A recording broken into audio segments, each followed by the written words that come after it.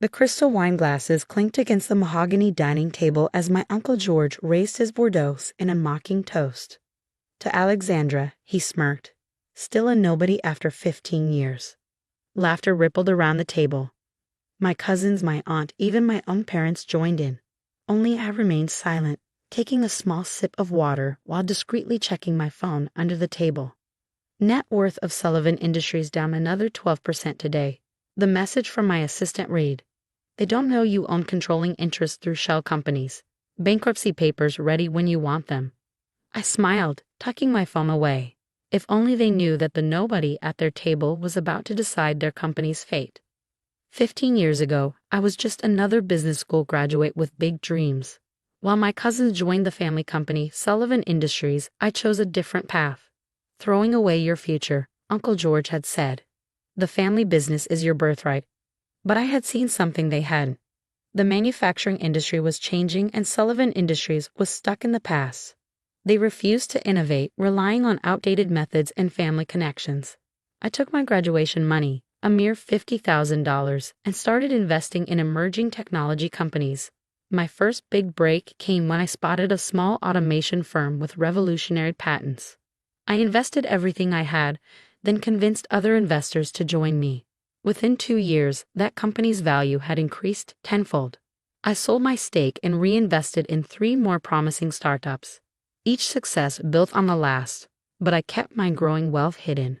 To my family, I was still the disappointing niece who had abandoned the family business.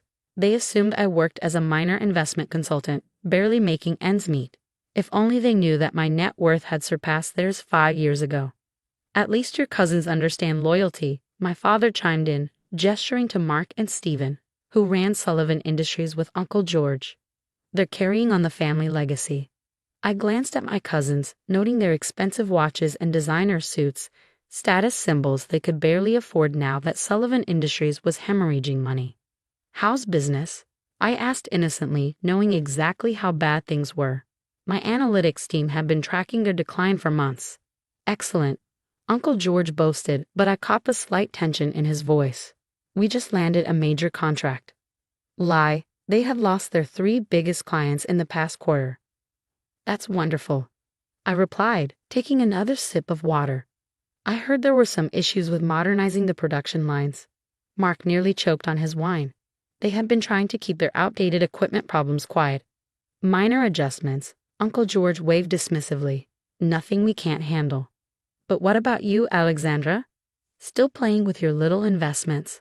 I thought about my little investments, a portfolio worth billions, including controlling interest in their company, purchased through various shell corporations over the past year. "I get by," I said modestly. "You could have had a real career with us," Aunt Patricia added. "Instead, you chose to be. What exactly do you do again?" "Investment consulting," I replied, the same answer I'd given for years. In reality, I owned one of the largest private equity firms in the country, but they didn't need to know that. Yet. "Such a waste," Uncle George shook his head. "Your cousins are executives at a major corporation, and you're just a nobody?" I finished for him, my finger hovering over my phone under the table. "Well, if the shoe fits," he laughed, raising his glass again. I sent a quick text, "Bring them in." The doorbell rang exactly 3 minutes later. Perfect timing, as always. "Who could that be?" Aunt Patricia frowned. "We're in the middle of dinner." "That would be my assistant," I said calmly, standing up. "She has some papers that need immediate attention." "Papers?" Uncle George scoffed. "What kind of papers could be so important?" "Bankruptcy papers," I replied, watching the color drain from his face. "For Sullivan Industries." The dining room fell silent as my assistant Emma walked in, carrying a leather portfolio. She looked impeccable in her Armani suit, worth more than my cousin's watches combined. "The documents you requested, Miss Sullivan," she said professionally, placing the portfolio in front of me. I opened it slowly, savoring the moment. "You see, Uncle George, while you were all laughing at the family nobody, I was busy building an empire. And over the past year, I've been buying up Sullivan Industries stock through various shell companies." I pulled out the first document, a shareholding statement showing my controlling interest in their company. "That's impossible," Mark stuttered. "Our shares aren't public." "Not the public shares," I corrected him. But the private shares your father sold to cover his gambling debts, the ones your wife, Stephen, sold to pay for her shopping addiction, those were very much for sale. To the right buyer. Uncle George's hands began to shake. You're lying. I pulled out my phone and opened my banking app, sliding it across the table. The balance displayed made Aunt Patricia gasp. The nobody you've been mocking for 15 years is now worth more than your entire family combined, I said quietly. And as of this moment, I own 51% of Sullivan Industries. The silence in the dining room was deafening. My uncle's face had turned an alarming shade of red, while my cousins stared at the documents spread across their mother's precious tablecloth, their mouths hanging open. Emma, I turned to my assistant, please show them the projections. She pulled out a tablet and displayed a holographic chart above the dinner table. Red lines tracked Sullivan Industries' declining value over the past 5 years. Your company is 3 weeks away from total insolvency, I explained calmly. The automation equipment you refuse to upgrade has failed quality control standards. Your major clients are jumping ship. And the banks? I paused, allowing myself a small smile. Well, they're not very interested in extending more credit to a failing family business. This is absurd. Uncle George finally sputtered. We've been in business for 40 years. We have connections.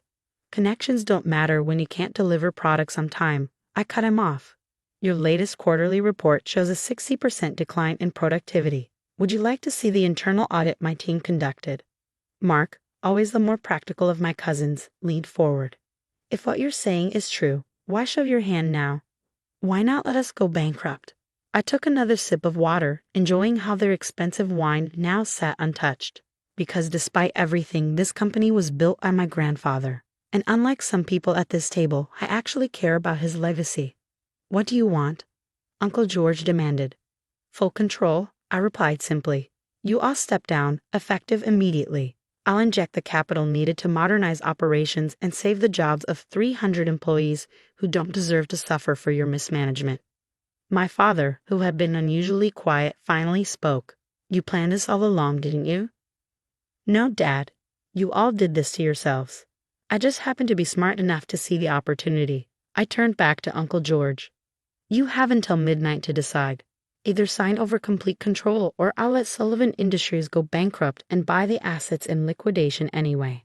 You wouldn't. Aunt Patricia gasped. We're family. Family? I laughed coldly. Was I family when you mocked my career choices? When you called me a nobody? When you excluded me from every business discussion because I was just a little investment consultant? Emma handed me another document. This shows the personal guarantees you all signed for company loans. If Sullivan Industries goes bankrupt, you lose everything.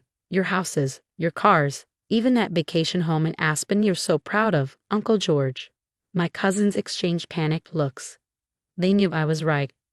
You have 3 hours, I continued, standing up. My lawyers are waiting at my office. Emma will drive you there when you're ready to sign. And if we refuse? Stephen asked weakly. I pulled out my phone and showed them a pre-written press release. Sullivan Industries declares bankruptcy, family mismanagement cited as cause. Your choice, I shrugged. But decide quickly. That Aspen property would make a lovely corporate retreat. As I walked toward the door, my mother called out, Alexandra, wait.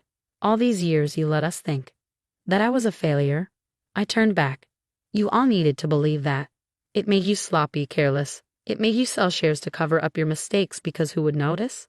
Who would care? Certainly not the family nobody. The security system beeped and my real car pulled up, not the modest sedan they thought I drove, but a Rolls-Royce with a chauffeur. One last thing. I paused at the doorway. Next time you want to mock someone at a family dinner, remember this moment. Remember how the nobody bought your company while you were too busy laughing at her to notice. 2 hours later, Emma texted me photos of the signed documents. Sullivan Industries was mine. Uncle George, Mark, and Stephen had resigned from all positions. Their 40 years of arrogance and mismanagement ended with signatures scrawled by shaking hands. The next morning, I walked into Sullivan Industries as its new CEO. The employees gathered in the main hall, nervous about the change in management. Many of them had worked there since my grandfather's time. Things are going to change, I announced. But for the better. We're investing in new technology, better working conditions, and proper training. The Sullivan name will stand for innovation and excellence again. One elderly worker, who remembered me visiting the factory as a child, smiled. "Your grandfather would be proud," he said quietly. I thought about the family dinner the night before, about all the years of condescension and mockery. No more family drama, I assured everyone. From now on, this company will be run on merit, not birthright. Later that day, I had my grandfather's old office cleared out and modernized. But I kept one thing, a small photo of him standing in front of the factory on opening day. He had built something remarkable, only to watch his son and grandsons nearly destroy it through pride and incompetence. The company newsletter went out that afternoon. Alexandra Sullivan takes control.